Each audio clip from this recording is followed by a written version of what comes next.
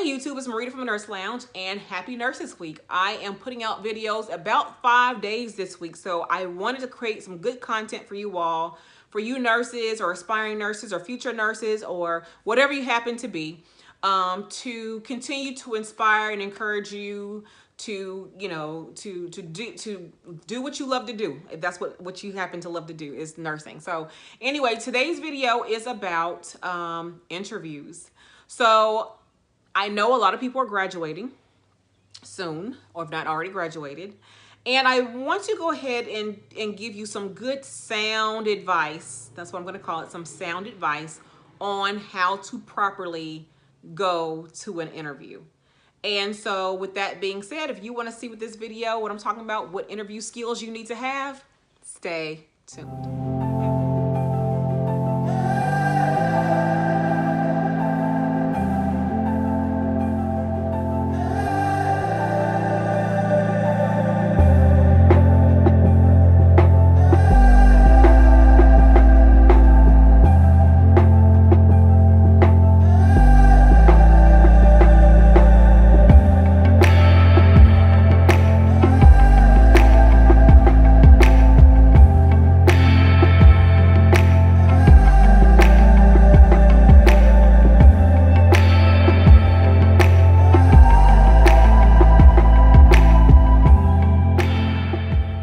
All right, so we're gonna jump right in. I have no note cards today. I just got off of work, so we're gonna hope that I do the best here with this. And so anyway, the first thing I want to say when it comes to an interview, we're gonna start at the very beginning.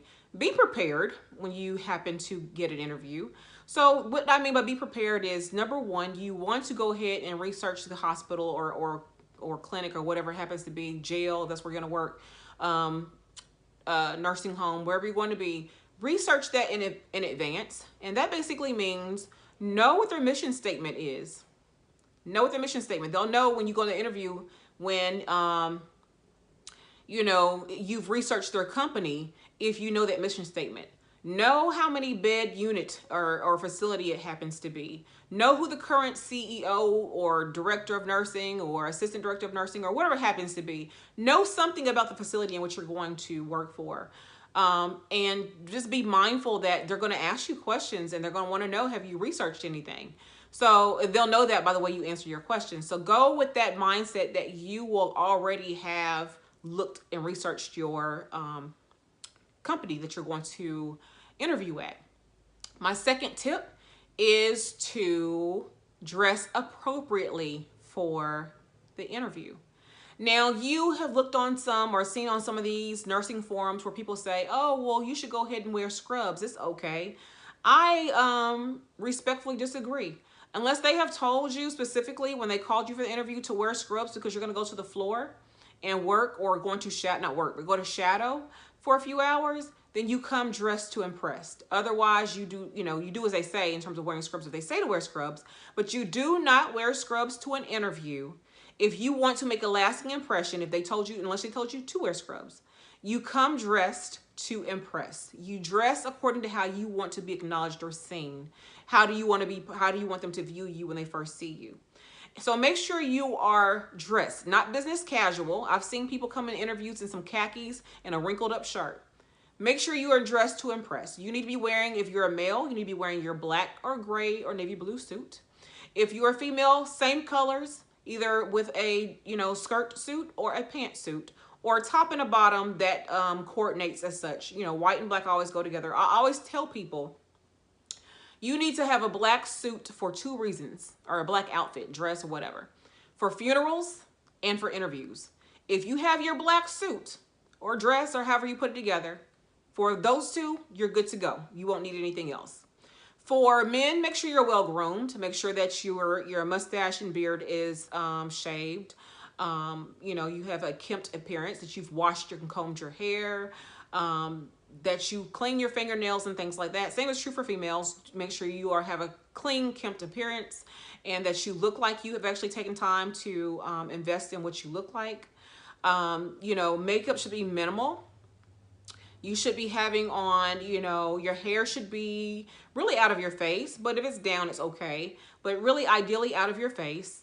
And again, minimal makeup, nothing too strong in terms of perfumes or things like that. You should have on, if you're gonna wear jewelry, make it minimal. It should not be some of that.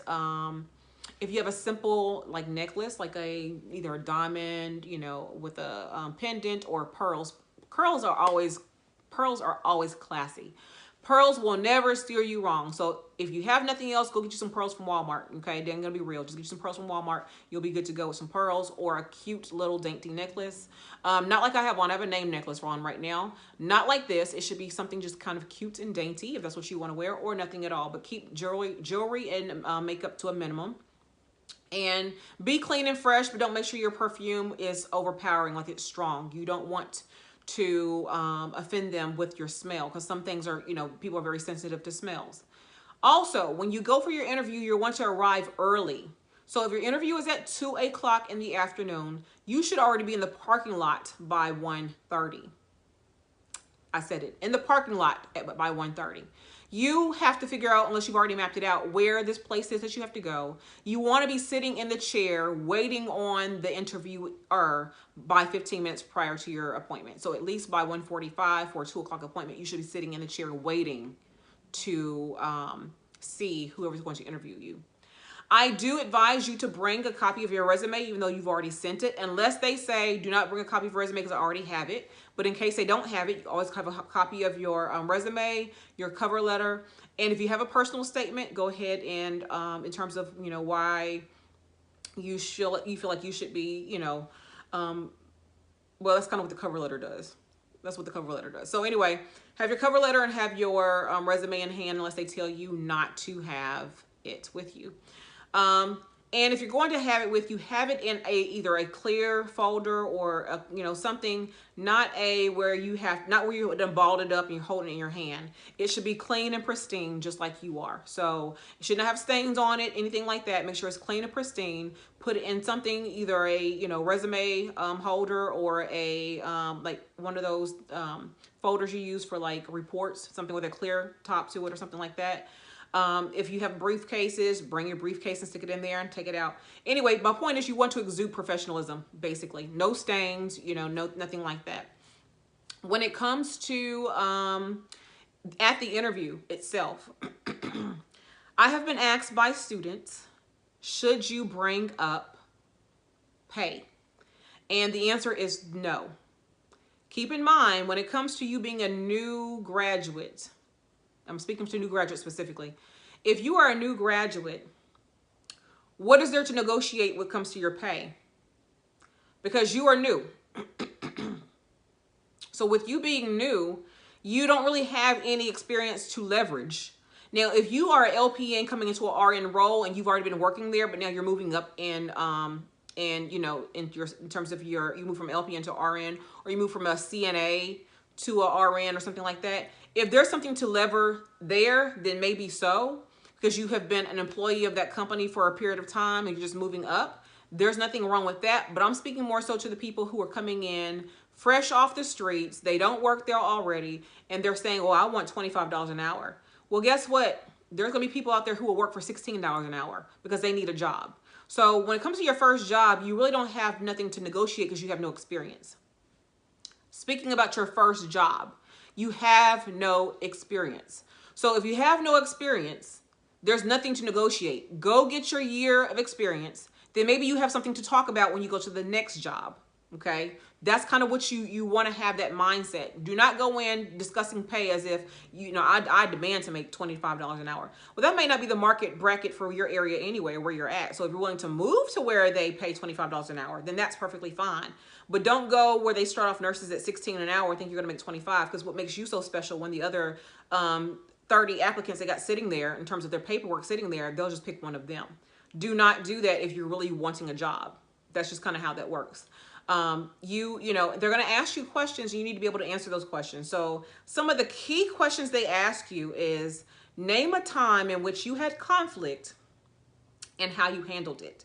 You need to go ahead and have an answer for that question. That's one of the key questions they always ask at interviews. That's the ones I've always gotten at an interview, is name a time in which you had conflict and how you handled it. And you be able to describe that, how you handled it, or how you overcame it, or how you dealt with it, or whatever it happens to be. And that's one question they ask. Another question they'll ask is, tell me about yourself. And, sometimes you don't know how to answer that because you don't know if they're wanting to know personal or they want to know more so academic, or what do they want to know. I happen to give a short answer of all that. So I'll say, for instance, when it comes to, I'll make it about, I'll just kind of narrow it down. So if I want a job and they say, well, tell me about yourself. And I'll say, well, I've been a nurse for, almost 15 years. I'm a mom to 4. I've worked I worked here, worked there, worked wherever.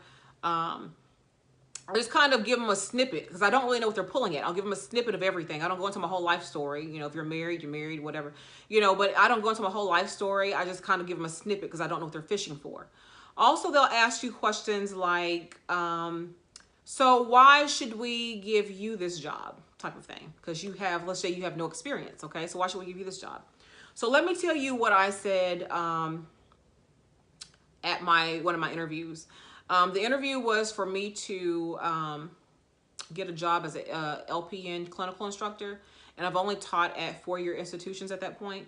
So, which is your bachelor's degree nursing students. So LPN students, their focus is very different than RN students. So I wanted to have that experience, and I just simply said that I have no experience with LPN students. However, I want to, broaden my experiences with having that experience. And so what I will do is basically take what I know from the RN program and kind of, I wouldn't say dumb it down, but kind of bring it down to a level on which an LPN student would understand. And also I would, get a copy of what the scope of practice is for LPN and kind of make sure that I tailor my teaching style to focus on what they focus on instead of what the RN focuses on. And I've never did, so they thought that was an appropriate answer. They actually loved that answer. And they're like, oh, okay, that's very good. But I just kind of pulled that out of nowhere. I just kind of happened to like, how would I answer that question if they asked me? How would I, what can I offer them? One thing I did say, and this may go in your favor or not, I know I have a lot of minority or African-American subscribers. So when it comes to be a minority specifically, and you're going to be in a population of people who do not look like you, I have said this at the last interview, and I think they just, loved it. And if they didn't, it fit their affirmative action quota. So if nothing else, I got the job. So at this same LPN interview, I looked at their, in the schools of nursing, they'll have the big picture on the wall with all the nurses and the graduates for that particular year. And, they'll have them all down the wall of the different years. So I was going through looking at the different pictures on the walls, and I saw how diverse that their student body is. They have students from all over the world. I mean, just all shades of brown, and just beautiful in terms of like just diversity within their student body. However, I noticed that their faculty does not reflect that.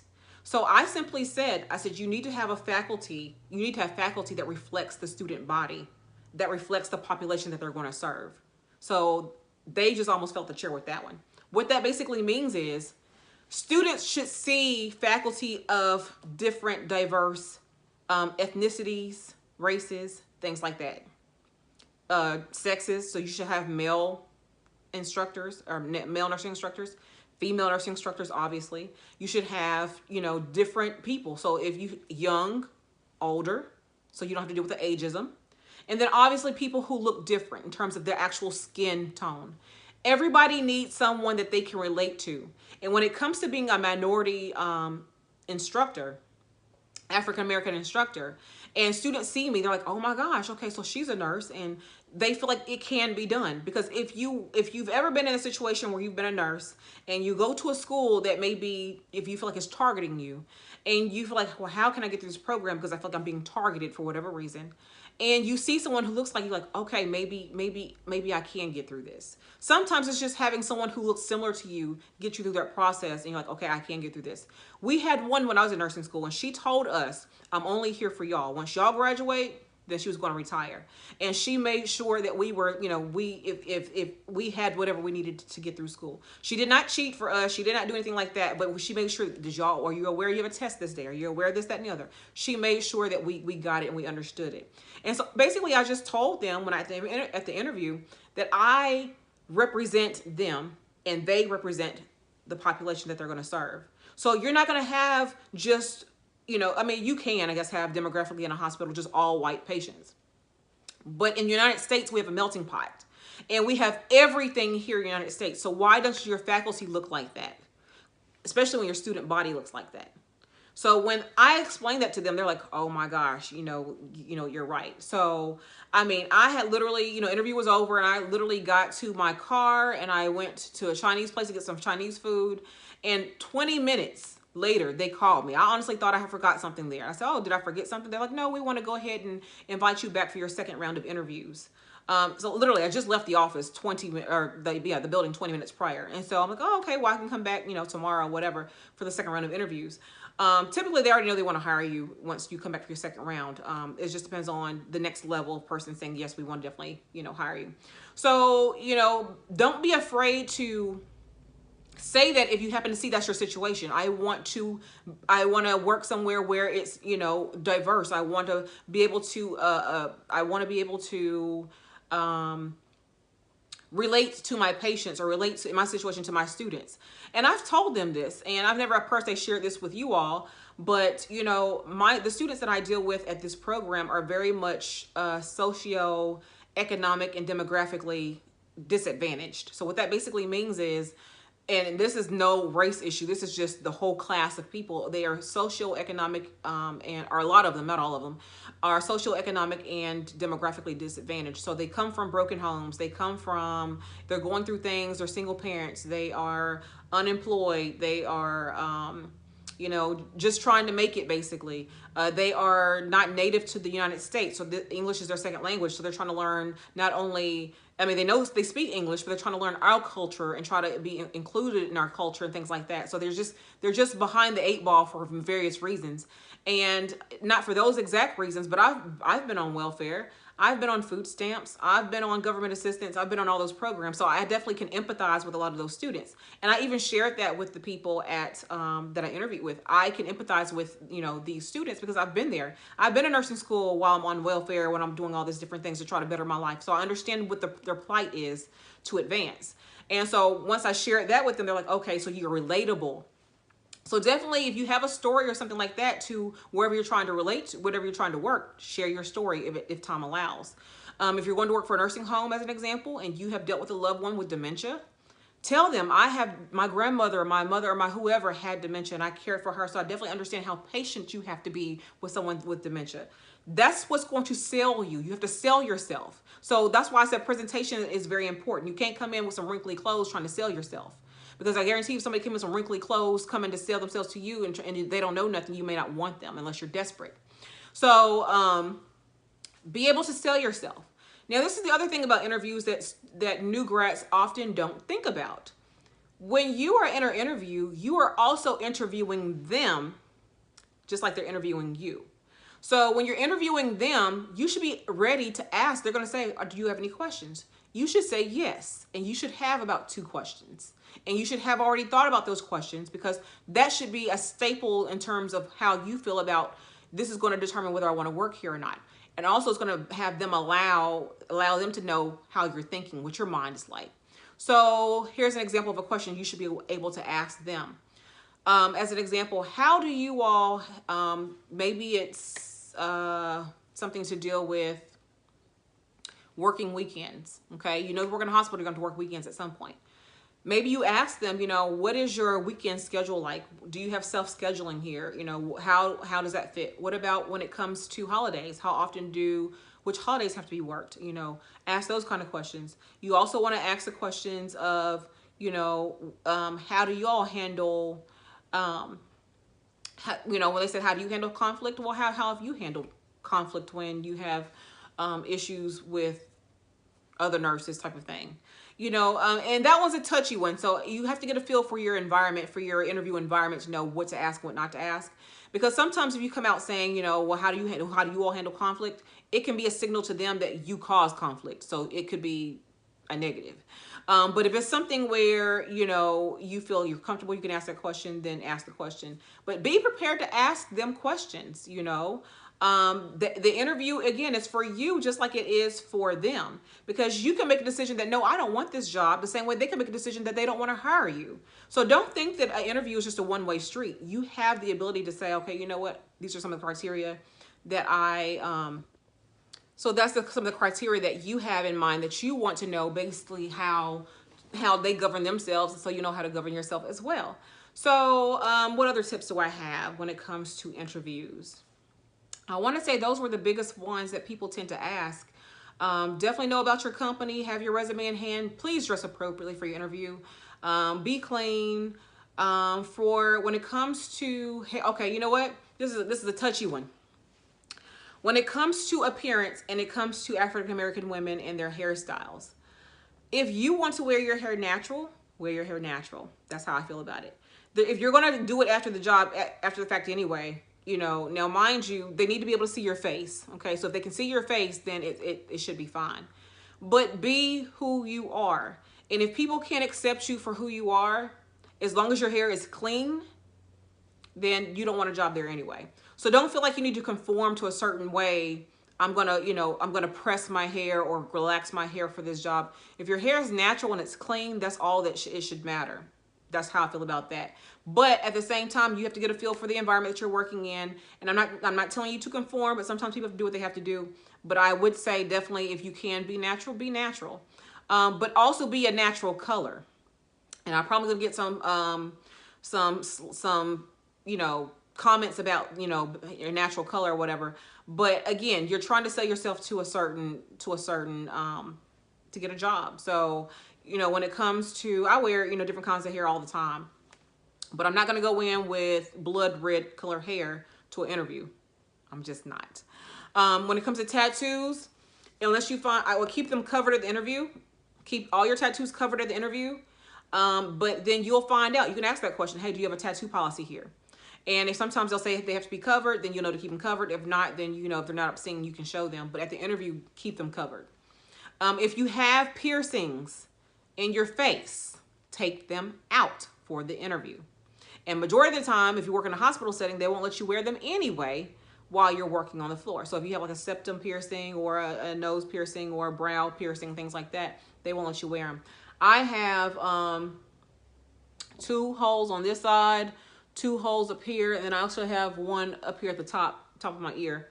So people oftentimes, because the hair that I wear or however I wear my hair, don't see the one at the top up here, but I do have a piercing up here that they typically don't see. So I don't really take it out for interviews, because typically I have a hairstyle where you can't see, no more than these 2 piercings here. So be mindful of that. That is something that's frowned upon, to have, all your earrings in. So if they're not covered in some kind of way, take some of them out. Just be prim and polished and put together in a professional manner is basically what I'm saying. You're selling yourself for the job. Now you want to sell your true self, but at the same time, like I discussed in my Staying True to Myself video, if it's something that I can't do at work, I'm not going to do it at work. And then if it's something that I don't have a septum piercing, but if I had a septum piercing, I'm going to take it out for work and put it back in when I'm at home. If I want to take pictures all day with it on, that's fine. But when it comes to my interview, I'm going to take that out. And one last thing that I just thought about it was social media. Be mindful about what you put on social media. And I know I just said in my other video, just put whatever you want on there. But what I mean by that, put things that are legal on there. Put things that will provide a good taste in their mouths, or a view of you on there. Going to a concert, if the music's what you like, is not an issue. But if you are getting on your page ranting and raving about a political issue, if you're getting on your page and ranting and raving about a race issue, about how you don't like a certain race, or how whatever it is you happen to don't like, if you're ranting and raving about these different things, I can guarantee you somebody has looked at your page and you will not get that job. Do not do that. Whatever political issues that you have, whatever racial issues that you have, that is not the place to put them. People look at your social media pages to see what you are about, outside of what you are presenting when you come to that interview. Do not do that. You will never see me scantily clad on my Facebook page. You will never see me scantily clad on my other social media pages, because of the fact that as a professional, we have to kind of maintain a certain image. But I'm saying, if I want to go to the beach, I'm going to the beach, and I'm going to be wearing my swimsuit at the beach. But there's certain poses that you shouldn't be doing. There's certain angles that you shouldn't be doing. If you happen to, well, you shouldn't be doing drugs anyway. But if you happen to live in a state where smoking marijuana is legal, now I don't know if nurses can do that in Colorado or not. But anybody from Colorado, you can let me know if nurses can do that, and they test positive, and would it be okay? I don't know, because in Tennessee it's illegal, so we wouldn't be doing it anyway. But my point is, you don't be sitting there, showing pictures of you, lit a blunt up, and you're smoking it, and then you're wondering why you're not getting job opportunities. You have to kind of carry yourself in a positive image. I have actually heard a nurse manager said, well, such and such wants a job here, but after I looked at their Facebook page, I'll have to question, whether we want to hire someone like her or not. And it had nothing to do with race, because I saw what she was doing and saying on this video. She was not professional at all. She would be no one who represents the company well. And that's kind of what they're looking for. Would you represent this company well? And what you do in your personal time is your personal time. But would you represent this company well? Would you? That's what they want to know. So they're going to look at your personal life. They're going to look at, like if you advertise that on your page that you sleep with different men every day, that is not what they want. So maybe that's something you don't put that on your page. Go sleep with everybody you want to sleep with if that's what you want to do. Not safe, but if that's what you want to do, but you don't put that on your page. That's kind of what I'm saying. And that's kind of extreme, but that is what I'm saying. Be mindful about the things that you do when it comes to your interviews, and how people will see you from that light if you want to have a job, okay? If you want to have a legal job where they take taxes out and you can get retirement and things like that, is what I'm saying. You can always get some job somewhere. So I think that kind of sums up this interview tips that I have. So if you have any questions about how to conduct yourself at an interview, please leave them below. You can always email me. I'll have that in the description box. Please like, share, subscribe, hit the notification bell so you know next time I upload. And until the next time, happy Nurses Week. Take care. Bye-bye.